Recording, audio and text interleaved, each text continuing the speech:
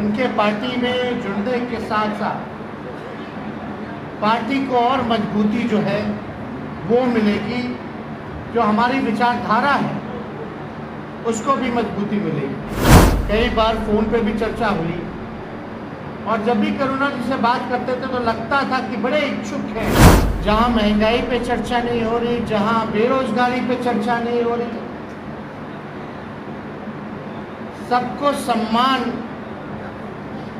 दिलाने की बात हो उस पर चर्चा नहीं हो। और अभी जब करुणा जी भाषण दे रहे थे तो काफ़ी हम भी प्रभावित हुए।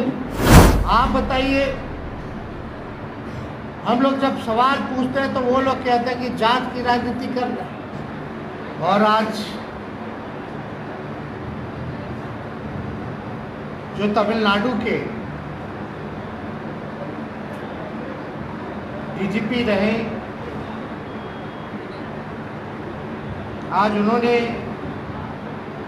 पार्टी की सदस्यता ली है। हम उनको भी तहे दिल से धन्यवाद देते हैं और मुझे पूरा भरोसा और पूरा उम्मीद है कि उनके पार्टी में जुड़ने के साथ साथ पार्टी को और मजबूती जो है वो मिलेगी। जो हमारी विचारधारा है उसको भी मजबूती मिलेगी। और एक कर्मठ अधिकारी रहे, ईमानदार अधिकारी रहे हैं, बुद्धिजीवी रहे हैं। और हम लोग सब लोग चाहते हैं कि ऐसे लोग जो हैं जिन्होंने राज्यों की, देश की सेवा की है, पढ़े लिखे हैं, ईमानदारी से अपने कर्तव्यों का निर्वहन किया है, वैसे लोग पार्टी में जुड़ कर के समाज की सेवा करें। एक अच्छी बात है। और करुणा जी से कई बार, आज तो पार्टी उन्होंने ज्वाइन किया है लेकिन उससे पहले भी कई बार हमारी उनसे मुलाकात हो रखी थी। कई बार फ़ोन पे भी चर्चा हुई और जब भी करुणा जी से बात करते थे तो लगता था कि बड़े इच्छुक हैं। हालांकि सर्विस में तमिलनाडु में रहे लेकिन उनकी हमेशा से इच्छा रही, जो उनका जन्म स्थान है, जहाँ उनका जन्म हुआ, जिस प्रदेश में, वहाँ उन लोगों की सेवा वो करें। और उनसे बात करने में ये भी लगता था कि बड़े पॉलिटिकली और सामाजिक रूप से बड़े जागरूक व्यक्ति, जहाँ हमेशा समाज की, प्रदेश के लोगों की हमेशा से उनको चिंता रहे। तो बातचीत के क्रम में यही हुआ कि भाई आइए, अगर आप पार्टी ज्वाइन कीजिएगा तो आपका हम लोग जो है तहे दिल से स्वागत करेंगे। और आज वो दिन आया है जहाँ हम सबों के नेता, राष्ट्रीय अध्यक्ष आदरणीय लालू जी का इन्होंने हाथ मजबूत करने का काम किया है, तो हम इनको धन्यवाद देते हैं। लेकिन इस दौर में इन्होंने पार्टी ज्वाइन की है जहां गरीबों की बात नहीं हो रही, जहां महंगाई पे चर्चा नहीं हो रही, जहां बेरोजगारी पे चर्चा नहीं हो रही, सबको सम्मान दिलाने की बात हो उस पर चर्चा नहीं हो रही। आज चर्चा हो रही है केवल धर्म की। तो वहाँ ज़रूरी है इस दौर में जहाँ पूरे देश में अघोषित इमरजेंसी लागू है, उस दौर में इन्होंने जो निर्णय लिया, इसकी कितनी भी तारीफ की जाए वो कम होगी। हम लोग मुद्दे की बात करते हैं, हम लोग जात की नहीं बल्कि जमात की राजनीति करने वाले लोग हैं। सबको साथ लेकर के हम लोग चलना चाहते हैं। और अभी जब करुणा जी भाषण दे रहे थे तो काफ़ी हम भी प्रभावित हुए कि इन्होंने जो बात की, सबकी बात की, A to Z की बात की।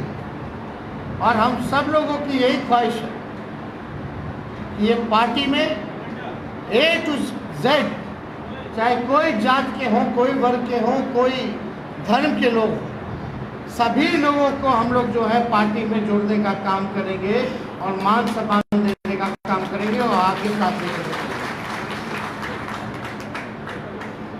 आप बताइए, अगर हम लोग मुद्दे की बात करते हैं तो तरह तरह की बातें सत्ता पक्ष में बैठे हुए लोग करते हैं। कई एजेंसियां लगा दी जाती हैं आवाज को बंद करने में। जितने भी देश भर में विपक्ष के नेता हैं, उनके साथ क्या किया जा रहा है ये किसी से छुपा नहीं है। हम लोग किसी का विरोध नहीं कर रहे, लेकिन जिन लोगों ने वादा किया था कि 2022 तक जो है गरीबी मिटा देंगे, 2022 तक किसानों का आय दुगुना कर देंगे, हर साल 2 करोड़ सरकारी नौकरी देंगे। उन्होंने कहा था कि हर घर को पक्का मकान गरीबों को देंगे, महंगाई खत्म कर देंगे, पेट्रोल, डीजल, गैस। तो हम लोग तो सवाल पूछेंगे, आप बताइए। हम लोग जब सवाल पूछते हैं तो वो लोग कहते हैं कि जात की राजनीति कर रहे हैं। कौन सा ऐसा जात अछूता है, आप हमको बताइए, जो महंगाई या बेरोजगारी से पीड़ित ना हो। कौन सा ऐसा जात अछूता है? गरीबी बढ़ गई है, गरीबी से सब लोग पीड़ित है, चाहे कोई जात के हो, कोई धर्म के हो। आज असल मुद्दा है गरीबी खत्म करो, बेरोजगारी खत्म करो। इन लोगों ने कहा था बिहार को स्पेशल राज्य का दर्जा देंगे, विशेष पैकेज देंगे। पूरी तरीके से बिहार के साथ केंद्र सरकार जो है सौतेला व्यवहार कर रही है। तो इसलिए हम सब लोग जो है गोलबंद हुए हैं और बिहार की धरती 7 दलों का हमारा महागठबंधन है जिसका सरकार चल रहा है। महाराष्ट्र में क्या हो रहा था, झारखंड में क्या हो रहा था, मध्य प्रदेश में क्या हुआ, कर्नाटका में क्या हुआ, कैसे चुनी हुई सरकार को खरीद के, डरा करके, विधायकों को तोड़ करके लोकतंत्र को कलंकित करने का काम जिन लोगों ने किया, संविधान के साथ जो लोग छेड़छाड़ कर रहे हैं, आज ज़रूरी है कि आज हम सब लोगों को मिलकर के लोकतंत्र और संविधान को भी बचाने की ज़रूरत है। पूरे देश के संपत्तियों को बेचा जा रहा है। एयर इंडिया बिक गया, रेल बिक गया, सेल बिक गया, भेल बिक गया, LIC बेच दिया।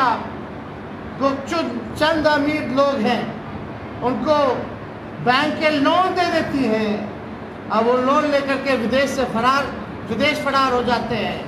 कोई कार्रवाई नहीं होती है उन पे। तो इसलिए जो लोग आवाज उठा रहा है उनको डराने का प्रयास किया जा रहा है। और इस दौर में करुणा जी ने इस पार्टी में ज्वाइन करने का निर्णय लिया और आज ज्वाइन किया, तो ये मामूली बात नहीं है। IPS अधिकारी हैं, चीज़ों को समझते हैं, देखे हैं। तो इसलिए यहाँ पार्टी के सभी नेता हैं उपस्थित, सभी लोगों का हम अभिनंदन करते हैं, धन्यवाद देते हैं।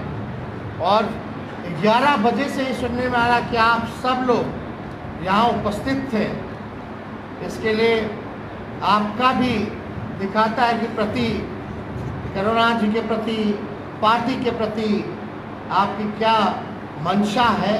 और जो करुणा जी ने कहा कि आप लोगों का साथ का ज़रूरत है, आप लोगों के आशीर्वाद का ज़रूरत है, तो आप लोगों का साथ और आशीर्वाद जो है इसी तरीके से हम लोगों को मिलता रहे, ताकि आप लोगों के लिए मिल करके आप सब लोगों के साथ बिहार और देश के गरीबों की सेवा में हम लोग लगे रहें। और बड़ी खुशी की बात है कि बड़ी संख्या में आज राष्ट्रीय जनता दल में महिलाएं भी जो है यहाँ दिख रही है। तो महिला हो, पुरुष हो, युवा हो या बच्चे या बुजुर्ग हो, आज जो देश में घोषित इमरजेंसी लागू है, जो लोग सत्ता पे काबिल हैं, सभी लोगों को तंग करके रखा गया है। तो इसलिए आप तो देख ही रहे होंगे, महिला पहलवान वाली सब लोग न्याय मांग रही है जंतर मंतर में, और उनके साथ क्या किया जा रहा है, ये तो आँख खोलने वाला ना काम करता। कुछ लोग कहते थे बेटी पढ़ाओ बेटी बचाओ, क्या हो रहा है देश में। तो ज़्यादा कुछ ना कहते हुए आप सब लोगों को तहे दिल से यहाँ हम स्वागत करते हैं, आप लोगों का अभिनंदन करते हैं और अपनी बात को यही समाप्त करते हैं। और करुणा जी को राष्ट्रीय जनता दल का गमछा जो है हम अपनी ओर से, पार्टी की ओर से और राष्ट्रीय जनता दल के राष्ट्रीय अध्यक्ष की ओर से उनको पहनाने का काम करते हैं। बहुत बहुत धन्यवाद। जय हिंद, जय बिहार।